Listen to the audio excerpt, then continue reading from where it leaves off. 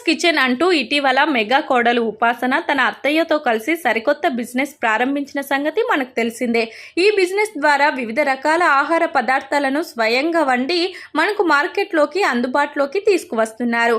అయితే అతి తక్కువ సమయంలోనే అత్తమ్మస్ కిచెన్ ఎంతో మంచి సక్సెస్ అయింది. అయితే తాజాగా అత్తమ్మస్ కిచెన్ పై పెద్ద ఎత్తున విమర్శలు వచ్చాయి.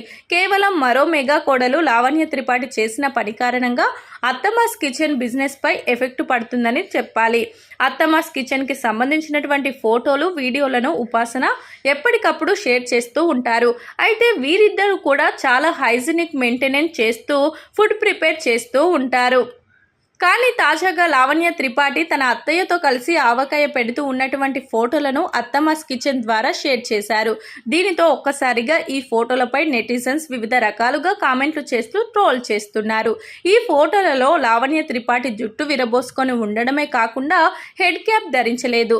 అలాగే చేతికి గ్లౌజెస్ కూడా వేసుకోకపోవడంతో చాలా మంది ఇలా ఆవకాయ తయారు చేసినప్పుడు కాస్తైనా హైజీనిక్ మెయింటైన్ చేయాలి కదా, గ్లౌజెస్ కూడా వేసుకోలేదు అంటూ పలువురు విమర్శలు చేశారు. అయితే ఈ విమర్శలపై స్పందించినటువంటి అత్తమ్మస్ కిచెన్ క్లారిటీ ఇచ్చే ప్రయత్నం చేశారు. అది అమ్మడం కోసం తయారు చేయడం లేదని, వారి ఇంటి కోసమే తయారు చేస్తున్నారు అంటూ వివరణ ఇచ్చినప్పటికీ అత్తమ్మస్ కిచెన్ లో పోస్ట్ చేస్తూ మ్యాంగో పికిల్ లిమిటెడ్ స్టాక్ అంటే ఏమని అర్థం చేసుకోవాలి అంటూ ఈ ఫోటోలపై పలువురు విమర్శలు చేస్తున్నారు.